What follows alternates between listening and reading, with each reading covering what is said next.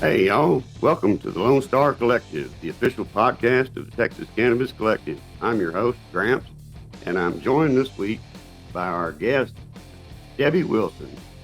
Debbie, introduce yourself for our audience, please. I am Dr. Debbie Wilson.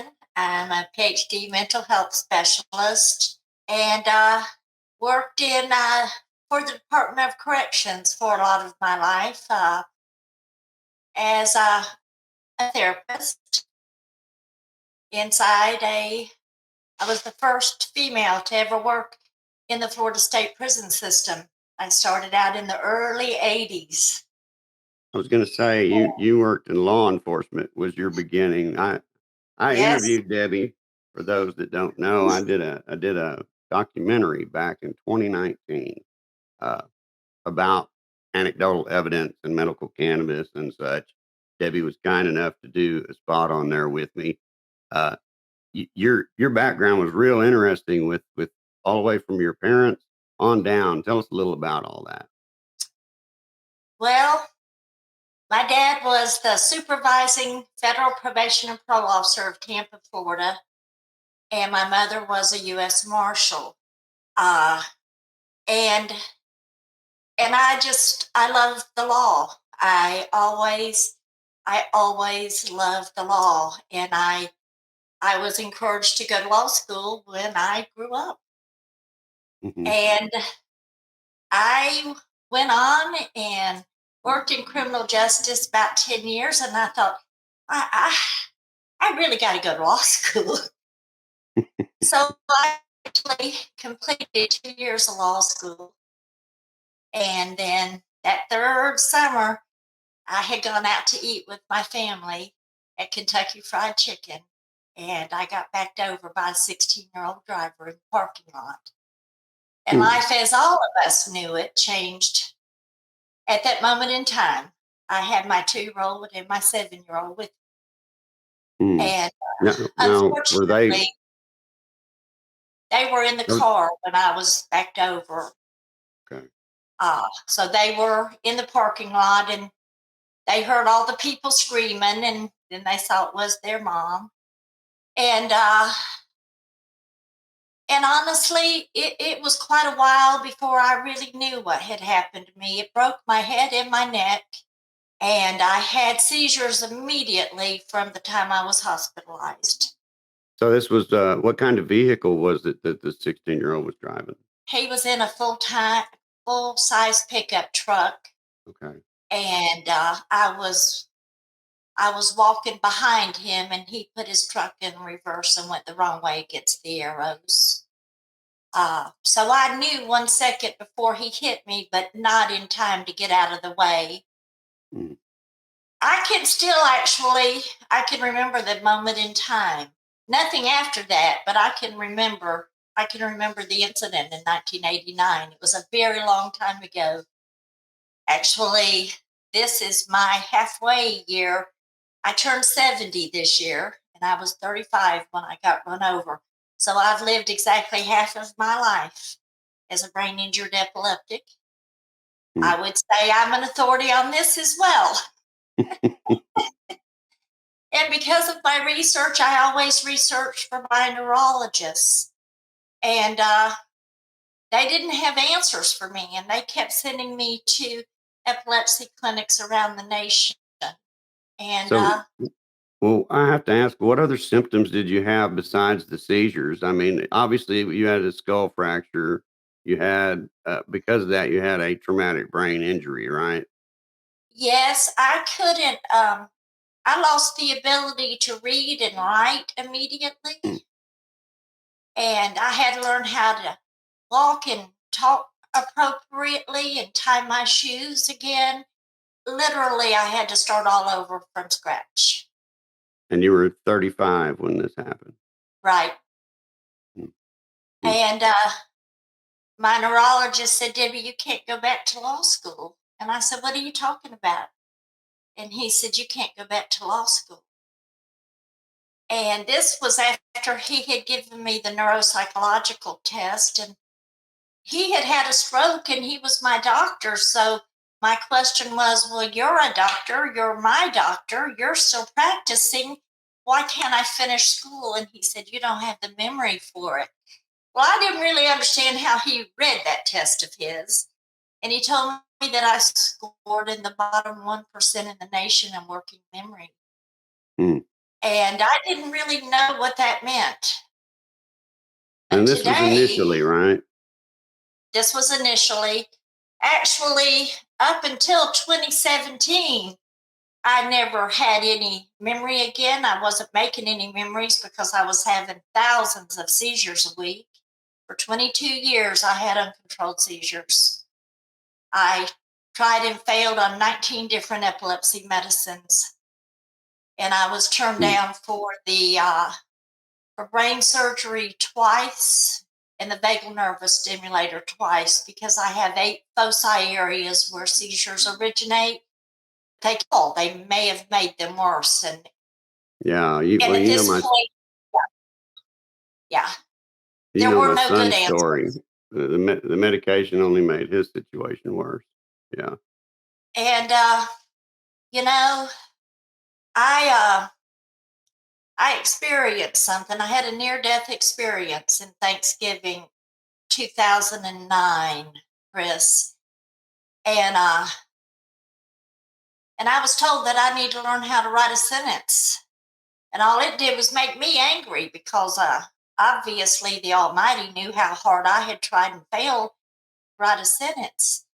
I kept being told how important it was going to be, how many people were going to need to hear what I had to say. But I didn't have anything to say. I'd been locked in a room for 2 decades.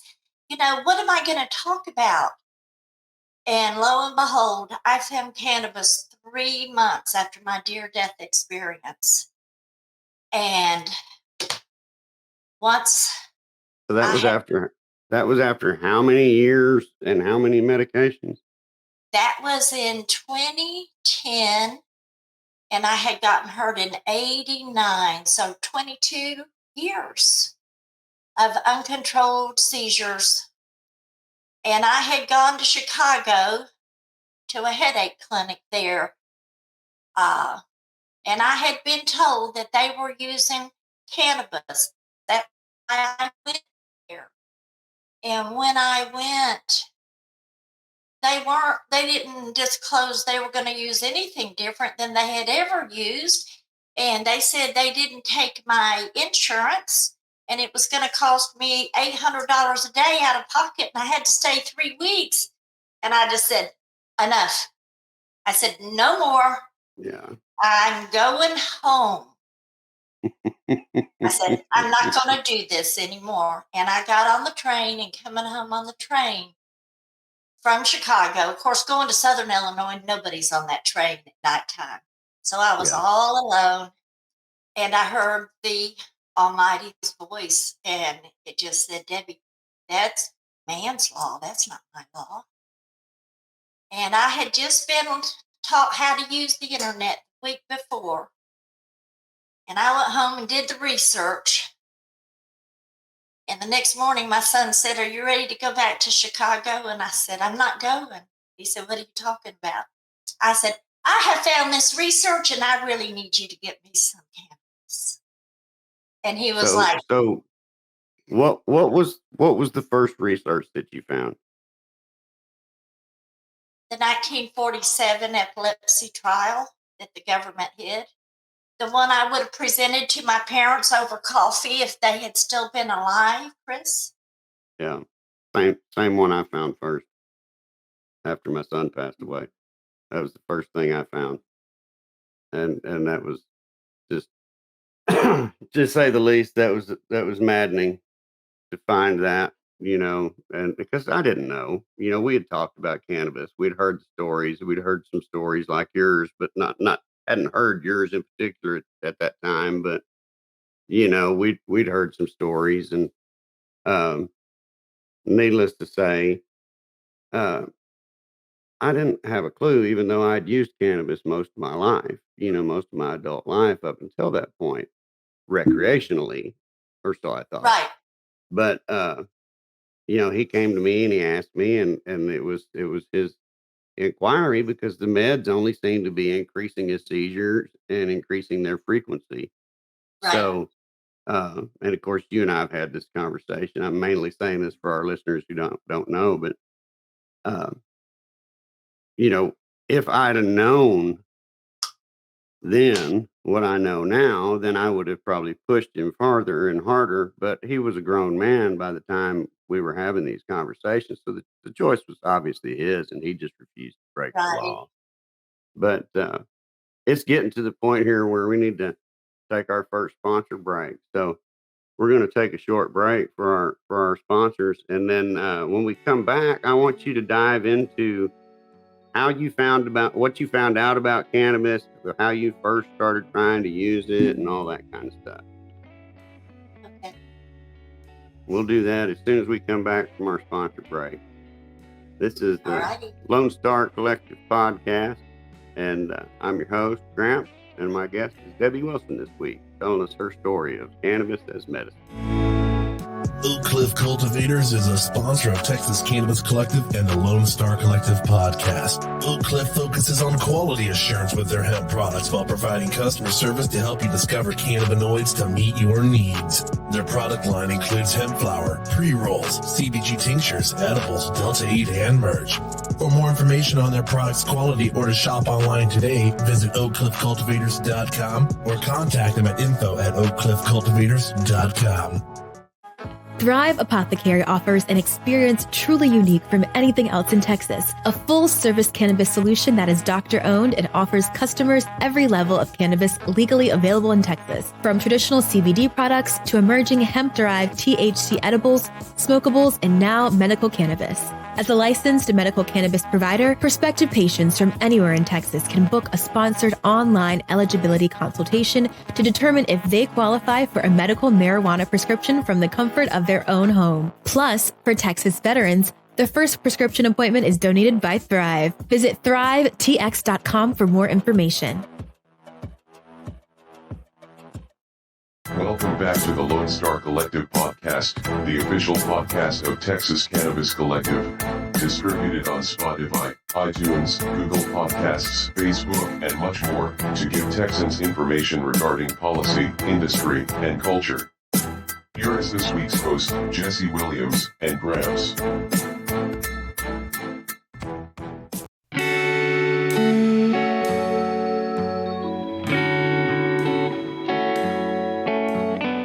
Welcome back to the Lone Star Collective, the official podcast of the Texas Cannabis Collective. I'm joined this week by my guest, Debbie Wilson, who's telling us her story about traumatic brain injury in a tragic accident she had at the age of 35 and how she found cannabis as medicine. Welcome back, Debbie. Tell us all about, not only you started to tell us how you found cannabis through your research. Tell us how you first started to try cannabis. What was the first way you tried to use it, and whether that was beneficial, and how you progressed from there. When I started, I was in Illinois, and Illinois was not quite legal yet. So I was able to access THC and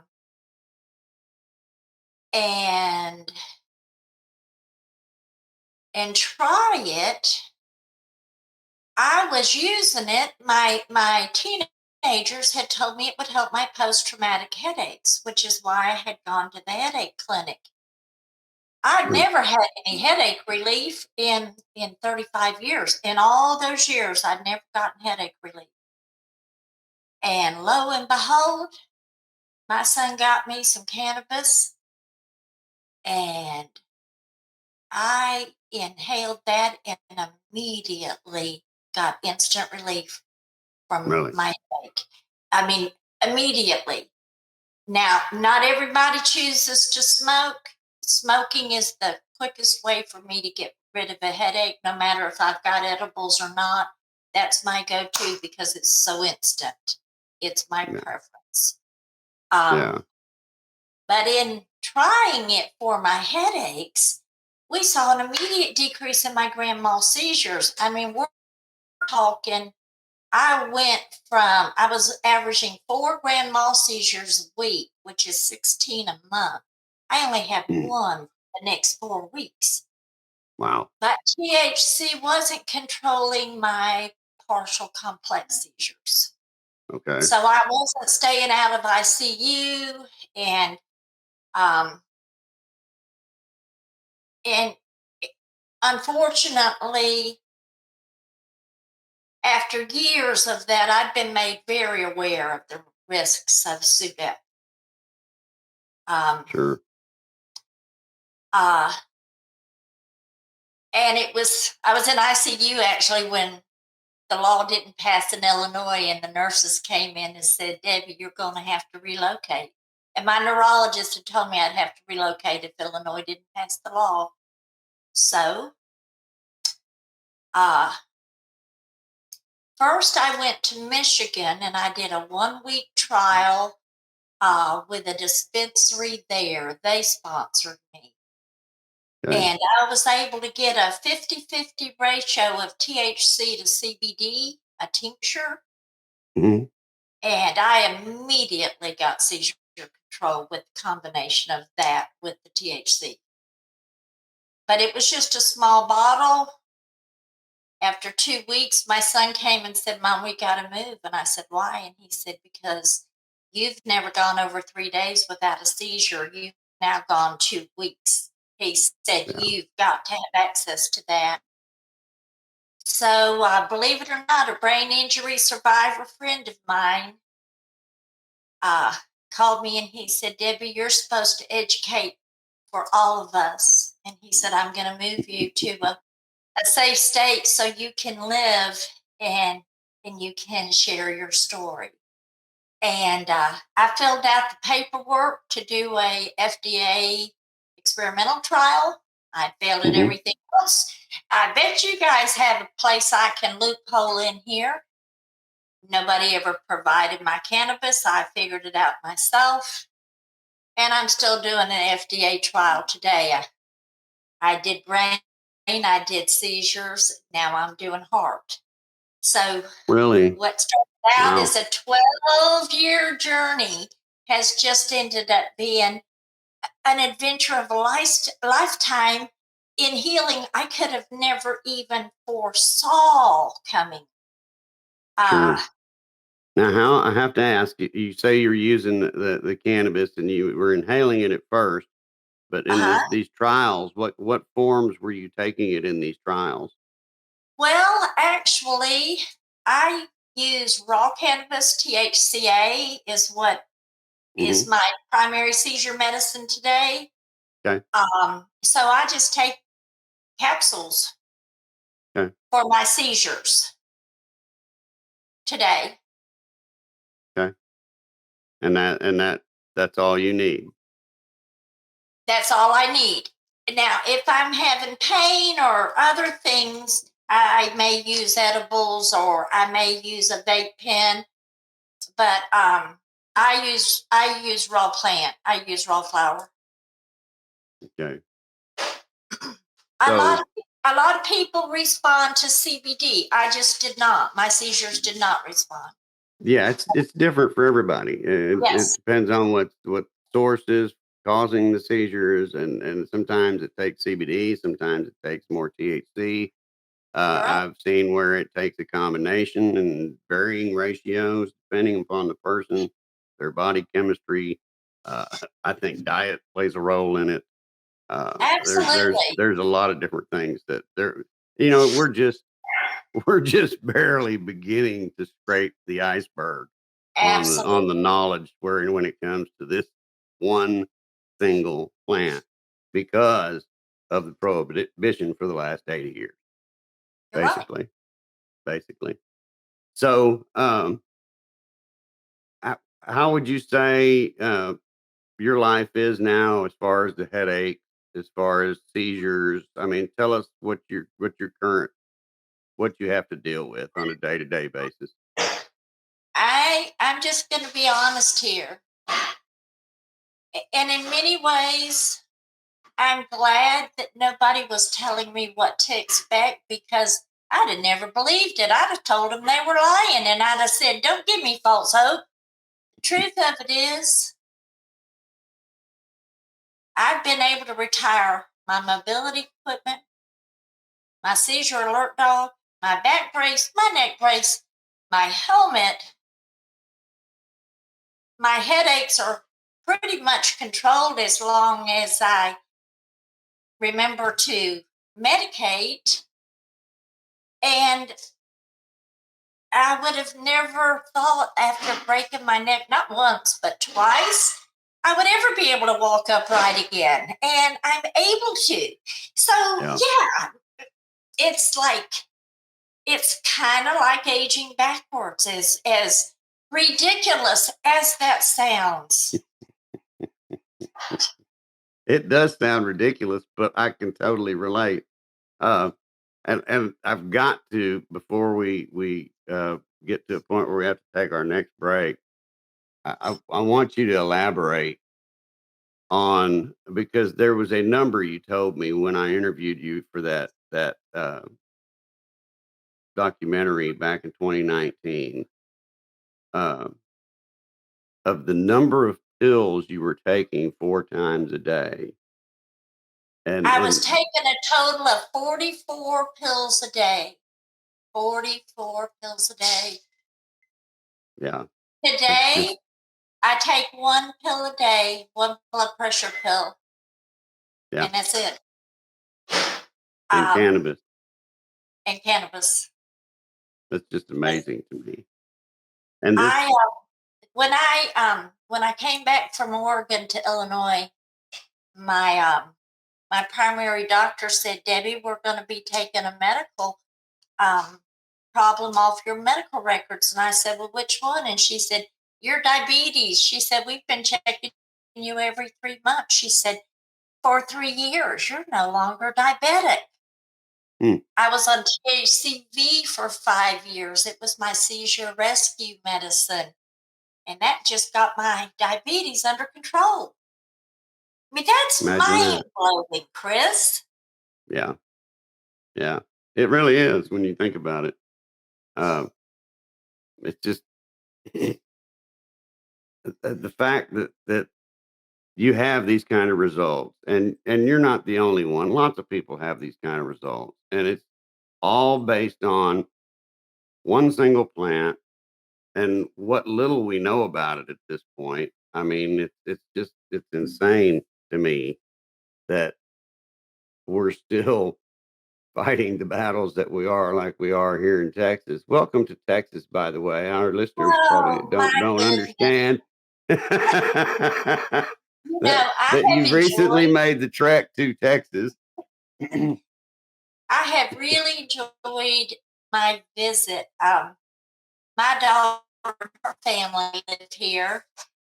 But, traveling hadn't exactly been my strong suit because the government doesn't really like me politically going any place. And I guess I understand that. I'm not trying to cause any trouble for anybody. I just want patients to realize what is going to be available for them. Or if they need it, they can move out of it to another state, whatever you have to work out to save you and your loved ones.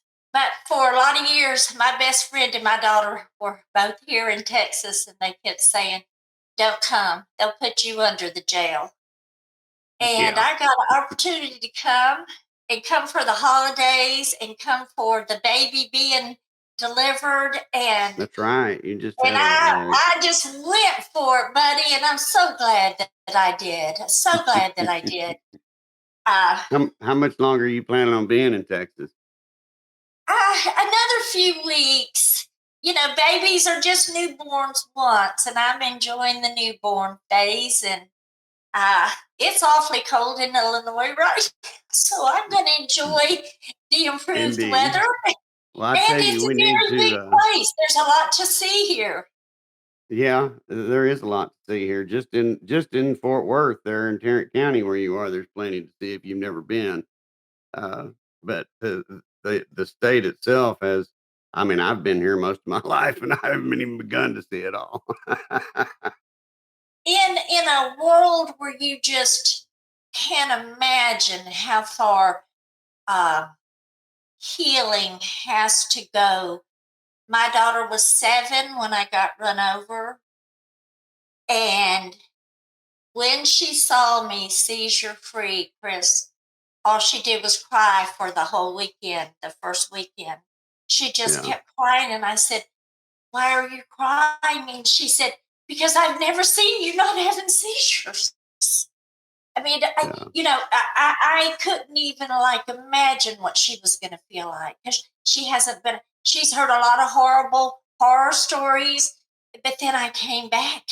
Who expects you to come back to the land of the living? Certainly not your Yeah. family. So Yeah. get to Especially have this from, time.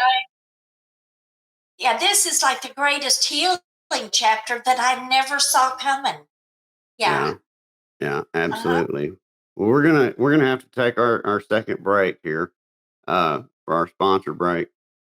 When we come back, I want to talk a little bit about the laws here in Texas, the teacup Okay. program, where we are, what we're trying to get in this current session we just started, and then I want to talk to you a little bit about how maybe your testimony might just be a little ace in the hole for us this session. We'll talk about that Okay. when we come back right after this. This is our second sponsor break. This is Lone Star Collective. I'm your host, Chris Ursolia Gramps, and we'll be right back. Oak Cliff Cultivators is a sponsor of Texas Cannabis Collective and the Lone Star Collective podcast. Oak Cliff focuses on quality assurance with their hemp products while providing customer service to help you discover cannabinoids to meet your needs. Their product line includes hemp flower, pre-rolls, CBG tinctures, edibles, Delta 8, and merch.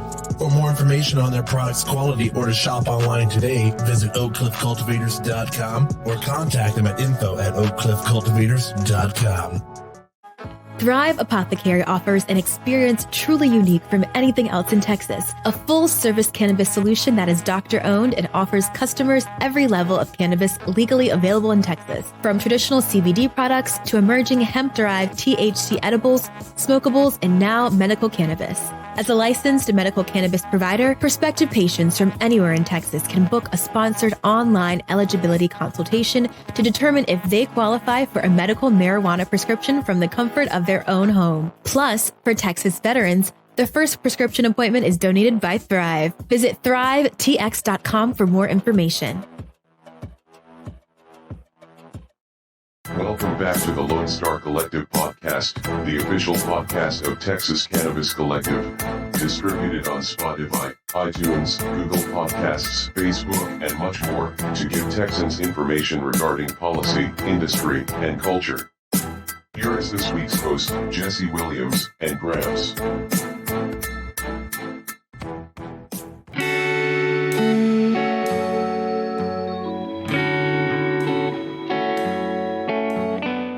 Welcome back to the Lone Star Collective, the official podcast of the Texas Cannabis Collective. I'm joined this week by my guest, Debbie Wilson, a brain injury survivor and cannabis patient with a remarkable story she's been sharing with us today. Welcome back, Debbie. Thank you. And Chris, it's like you said, it's not that it's just helping me with brain injury. I have a research group with almost 3,000 brain injury survivors from all over the world, all commenting on how it's helping them walk again and talk again, and helping their seizures, and helping their headaches, and helping them sleep, and helping them with anxiety. I mean, it's just been amazing to watch. Yeah, and this is through your Noah's Ark Consulting, right? Yes. Yeah. I was going to get to that, but I just hadn't gotten around to it yet. I've been flashing information about the website down on the bottom of the screen as we've been going along. But I wanted to ask you in particular, because you have family here in Texas, and Texas laws affect you because of that, because you are a medical cannabis patient. What exactly do you know about where we are here in Texas? What is your understanding? Well, I went and read the law here. I think I have a basic understanding of it, but I don't really see where I can get adequately what I need as a visitor. Yeah, So there's no I'm hoping that Texas makes changes where even when they have visitors, they can accommodate. yeah, we need reciprocity for sure. Uh, for out of state patients that come to visit like you. That's most certainly. But reason why I was asking you the question is part of what you said there.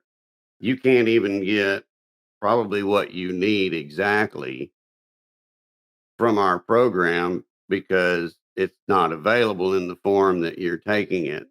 Correct. I mean, we don't have vapes for sure. Right. That's a no-no. No Right. smokable or inhalable products whatsoever. Right. And then I don't believe, and I could be wrong about this, but I don't believe that the two operating dispensaries here in Texas that are licensed, there are three that are licensed, but there's only two that are operating. And I don't believe that the two that are operating have any THC uh, or THCVA or THCA, any of those kind of products out there, Right. which is No, what you say is your main thing. THCA is raw cannabis. Yeah. So any raw flower can be ground up and put in capsules, or kief put in capsules. But you're talking about a high THC cannabis flower, and I that's not available here in Yeah. Texas. No. Yeah. The only Yeah. thing No we taste have is doesn't 0.3% have. hemp. Yeah. Yeah, So, yeah. definitely that needs to go up. Definitely that needs to go up just to be able to treat the patients that need treatment. Well, absolutely. It's not just people like you that want to use THCA, uh, which, like you say, is just simply ground up raw flour. If you're just taking the raw flour like you are, uh, that's your source. So if it's not available, even if we had reciprocity here in the state of Texas for Correct. out of state patients, it wouldn't do you any good. No. So we've got to not only uh, we've got to get rid of our proverbial THC caps and leave that amount up to Yes. doctors and patients and what conditions are, Absolutely. which is something that we feel fairly confident we might be able to get this session. I think that's what they're going to try to push for as far as the bill that's going to be produced to expand the teacup program this time around. Uh, they're at least going to try to get the by dry weight up to 5%, if Okay. not get the cap removed. Which, I mean, even at the 1% that it's at now, a lot of people don't understand that 1% is by dry weight. So they are still able to produce 20 milligram THC gummies here in Texas, just like they can in Colorado or Washington or Oregon or Illinois. But that's all they can do is the edibles, right? Right. And edibles and tinctures and things like that. So we've got to not only get that THC cap changed, we've got to move on and we've got to get the flower available Yes. for even if it's in a capsule form like you're talking about, which is non-smokable form. It's a capsulated form, so somebody can pop it in their mouth and ingest it. You know, You're right. uh, the taboo that we fight here in Texas over smokable products and people getting intoxicated when they're all tipping their glasses every evening after their long days, battling there at the Capitol, full of alcohol. It's it's ludicrous the things that we have to put up with. But those are the things that we really got to work on in terms of changing the laws or getting inhalable products, not just because of people like you, but there are people who have neuropathy. You better And there believe are it. there are multiple studies out there that show that inhaled THC is the best way to treat Right. neuropathy. Uh, Right. but we just do not allow that here, even though neuropathy is a condition that's on our list. we don't have the best way to treat it. That makes no sense whatsoever, So, right? um, is that a legislative kind of a thing, or is that voter? What are we looking at? Well, see, that's the problem in Texas that we face. We don't have any way to put it in front of the voters. We don't have ballot initiatives here in Texas. It's all got to go through the legislature. So if the legislative branch doesn't want to take care of it, then it's not going to happen, basically. And to even compound that factor, we can get a bill, and we do every session, as our legislature only meets every 2 years, right? But we get bills through the House, super majorities, bipartisan votes. They go to the Senate, to our lieutenant governor, and if it's not a bill he likes, it gets pushed to the side, and that's where it dies. Does It's crazy that one man has that ability, but he does. Well, unfortunately, too often people don't realize the importance of something until they need it themselves for something. I remember writing a letter to the legislature in Chicago years ago because I really didn't want to have to relocate. Sure. Nobody wants But, to. and I told them, I could be their wife, their child, their loved one. This could happen to anybody, could have a need outside of what is mainstream treatment. Yeah. 1/3 of all epileptics are not helped. Only Yeah. 2/3 have ever been helped with. The 1/3 that are helped with cannabis, those were the high risk ones who were never controlled. So imagine how many cannabis would really control. Probably all of them, Yeah. you know? Yeah. I mean, if the Yeah. truth were known, of which we don't know the truth, Chris. I've seen, and I know you have too, some extraordinary cases, of children and adults alike with varying scenarios of disease or injury, uh, having had brain surgery and had large portions of their brain removed, etc. And Yep, cannabis is helping them all. yep. It's maddening to me as a father who lost a child I to can't even seizures imagine. I can't even to imagine. still be arguing and fighting this battle over a fear of people getting high and having a good time. And that's all it is. It's a fear of people enjoying themselves. And uh, I got news for the damn lawmakers. Anybody who wants to already is anyway. Exactly. You're not stopping anything. No. But you're just stopping a program that's already set up from really doing what it could be doing. That's the real shame, Chris. Y'all Yeah, have a wonderful yeah. program set up. You just aren't allowed to accommodate the patients of Texas the best I can Well, tell. we're hoping. There are some signs. There are some signs that things are starting to crack open that we might not have expected. Like, the regulating factor for the medical cannabis program here in Texas is the Department of Public Safety. They oversee it, basically, and they have recently, just last week, opened up licensing for more dispensing organizations. That's going to be open, they say, through April. Going to actually try to get some more companies in to Texas to be licensed dispensing agents to make patients easier to get their meds. And they're creating a review board as well to discuss other delivery methods and other Wonderful. conditions and stuff of that nature. From what I understand, I may be speaking out of turn a little bit there, but this advisory board is going to advise on what they can and can't do from here on out. And they've even talked about, beforehand up until now, uh, the dispensing organizations who do get a license are limited to one location, and that is the only place they can store medicine overnight. So they've had to have delivery spots to where they take meds and meet the patients, at different cities, different days. So they are talking about letting them actually open brick and mortar or dispensary locations, which will make that also much easier and much Okay. cheaper for them to maintain, which will Right. help make meds cheaper, et cetera.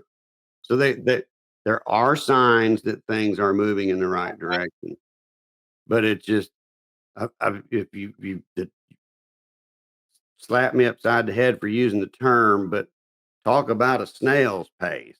I mean, in comparison to some of these other states, it's just Right. ridiculous. A state that has what the sixth or seventh largest economy in the world, and Well, we're I'll playing tell you, around with this. Texas ought to do it, and they ought to do it right, and they ought to do it for the people. They ought to do it for because that's a dispensary is medicine for the people. Yeah, You're growing medicine to make people better. That is a beautiful thing in a community. It is. absolutely, absolutely, I watched absolutely. Washington legalize, and then I was in Oregon when it legalized, and then I was in Illinois when it legalized. And I just know Texas is going to legalize too, because that's the right thing to do. It's the right thing. Well, we're definitely not going to let up on them, Debbie. I've been in this fight since 2016 after losing Will, and I'm not going anywhere. And most of the people that I'm associated with now, both with the Texas Cannabis Collective, who are the creators and owners of this podcast, as well as the group of Texas Normal and the major coalition we have here in Texas, we're going to keep giving them that shot in the arm until they hear us. But bottom line is, we're going to keep working for all patients, including patients like you who want to be able to come and see your grandbaby and your kids and all that good fun stuff. Is there and by the way, I said something about your testimony before I forget. Almost forgot. Uh, I would love for you to jot down a handwritten letter, form, testimony, 1 page, that'll fit on an 8.5 by 11, that we can add to our binders, our testimony binders for committee members Okay. when we get bills to committee, and just explain your situation. Hey, I'm a medical patient from another state. I'm a mother and a grandmother. My family lives here, and I can't come visit them because of your laws don't Right. suffice my needs. Right. Something to that effect. We need those kind of testimonies, I think, to help with our Okay. stubborn lawmakers. So you just put that in a PDF form or even a Okay. Word document and just email it to me, All right. or message it to me on Facebook. Even I'll get it and download Okay. it, and we'll put that together. I want to All thank right. you, Debbie, for joining us tonight, and telling us your story, your amazing story. It's amazing to me every time I hear it.